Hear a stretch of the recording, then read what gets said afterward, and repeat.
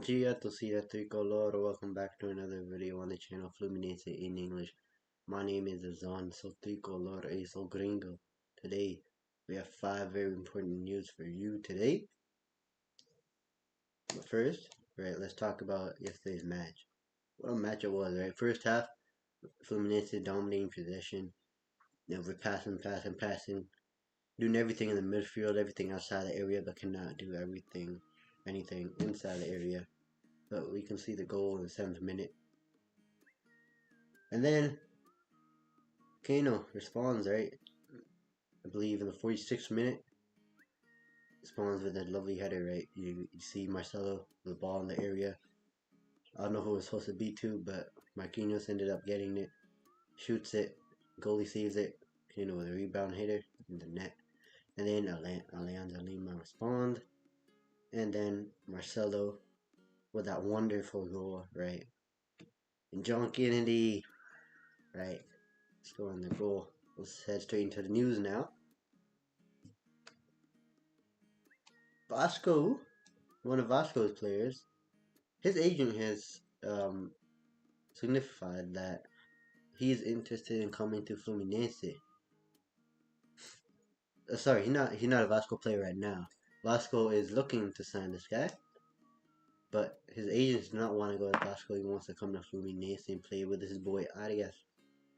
So let's talk more about it. Alexis Rodriguez, a journalist for Colombia's One Sports channel, reported that Vasco has an interest in Santiago Moreno, but according to the communicator, the club of Vasco made the contact for the striker, but their representatives, their agents, prefer negotiation with Fluminense. He was offered to Fluminense. Excuse me. Moreno, he's 24, he's a striker and currently plays in the MLS for the Portland Timbers, right? He was brought up in America de Cali, where Jade Quinones, as you may have heard, currently plays. Jade Quinones, another player who was, being looked at by Fluminense, but nothing so far has happened. An Argentinian team, Talleres, I think that's how you pronounce it, Talleres, is also interested in signing Santiago Moreno. The negotiations are not being made possible, right? He has a contract until December 2026 with the American Portland Timbers. So now, you must remember Nino, right? Everybody remembers Nino. Absolute legend here, right? One of the best center backs in Brazil last year. Is now playing in Russia. Disappeared off the map of football, let's be honest, right? Playing in Russia. Nobody follows Russian football. I mean, if it's Turkish football or Dutch football, heck, even Ukrainian football would have been better, but Russian football, he's essentially only there making money. But he was mentioned in Fluminense in an interview. I can't speak. It's been a while since I made a video. It's sick. He had his name speculated as possible reinforcement for Brazilian clubs such as Flamengo, Corinthians, even I heard. But he discarded this. In an interview with the site GE, he spoke more about it. Quote, "This is not something that goes through my head to return to Brazilian football now. I'm happy here. With what I have lived, the size of club I play with, everything the club offers me. It's not something that passes in my head. I hope to continue on my career here in Zenit, in European football, continuing to fulfill the dream that I dreamed for so long, and today I have the opportunity to fulfill." End quote. My biggest problem is, you said your dream is playing European football. He could have chose a decent country at least, like England, France, Turkey, Portugal, even Italy, Germany. Come on. He ended up going to Russia, out of which Russia, none of their clubs play in the UCL or in any of the European competition because of the war going on with Ukraine. He decides to go to Russia merely because they were probably offering him a heck of a lot of money. My prediction is that at the end of his contract with Zenit, he's going to return back to Fluminense. He will have made all the money he wants to make. He will return back to Fluminense. For Zenit, Nino helped win the Russian championship and can still, the upcoming Sunday, win the Russian Cup, Copa de Russia. Yeah. I really hope he wins it. I want Nino to be successful, right? It's like 246 games with Fluminense. Hopefully, there's more to come. Now, the news of yesterday, right? John Kennedy. It was kind of a mixed game yesterday, right? The surprise and Fluminense lineup kicked off of sort of a mixed reaction, right, with his fans. No Gonzo, but he had John Kennedy starting. Oh my God, where's Gonzo? Even I said that too on Twitter. I'm like, yo, where the heck is Gonzo? Where's he at? But I myself was also happy that John Kennedy finally starts, right? John Kennedy, he's a special player, man. An idol at the age of 2022. But Libertadores has something else to it. He's also gained the status of a decisive player, right? And it was so in the 3-2 victory against the Lions of Lima yesterday. Before John Kennedy was playing well, it was kind of a quiet game. At halftime, there's lots of boos between the fans. Even I heard it myself. There's lots of boos because of the fact that we weren't able to score despite having like 80% of the possession. They had more shots. They had more chances created than Fluminense, and were more dangerous than Fluminense. The 4-2-4 formation that was tested by Fernando Diniz did not work out, and they soon sort of mixed things up. Now, after the entrances of Milo, Ganso, and Marquinhos, it's not long for Fluminense to seek the draw, right? Excuse me. As I mentioned, right? Marcelo, ball in the middle. Marquinhos shoots it.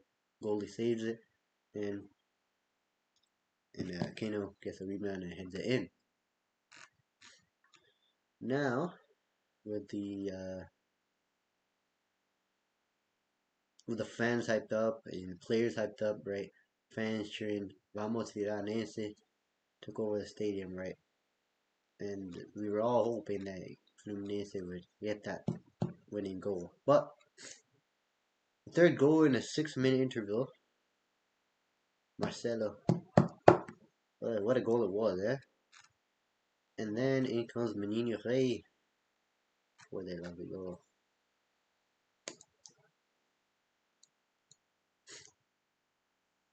And the last news of today, Marcelo, in my opinion, has probably played the best football of his time with Fluminense. Of his 2 years with Fluminense, he probably played the best football he's ever played.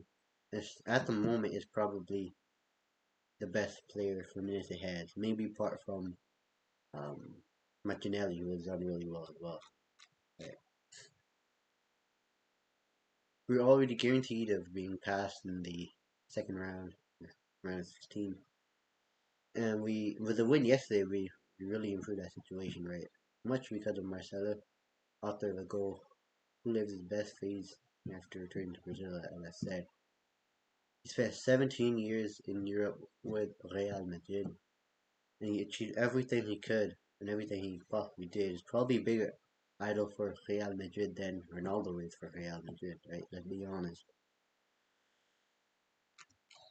Yesterday, he put his name once again on the score sheet, scoring the goal. Fluminense lives in the irregular phase. Marcelo is in a great moment, right? In 2024, the left back did not suffer any injuries, and he's also played 90 minutes, a full 90 minutes, I believe 4 or 5 games already. Upon arriving Fluminense in 2023, the player suffered from the sequence of matches and much heavier schedule than in Europe. Because in Europe, you get a game maybe once every week or twice every week. In Brazil, it's like game, break, game, break, game, you know what I mean?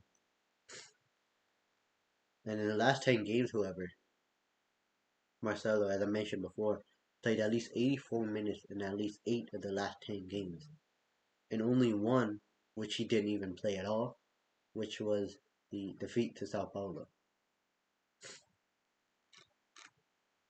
Physically, evolution, he's done really well physically, and which also leads to him being, well, technically.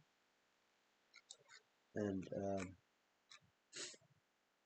rumor has it that Fluminense will become champions of not only the Copa do Brasil, but also the back-to-back champion of the Libertadores.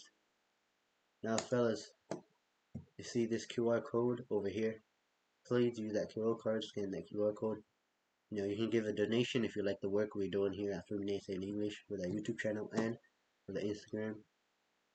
Well, there's a link in the pinned comment to our WhatsApp where you can get all Fluminense news in the palm of your hand. And there's also going to be a link to the Patreon there, in which you can help us even more, support us even more. Me and my buddy Enzo, we're working hard to provide content for you guys. It's currently really tough schedule going on with school, so it's been hard for us to make content, but we are trying to continue making content for you, TRICOLOR fans. Now, have a good day. Have a good rest of your day. See you next time. Peace out, Fluminense fans.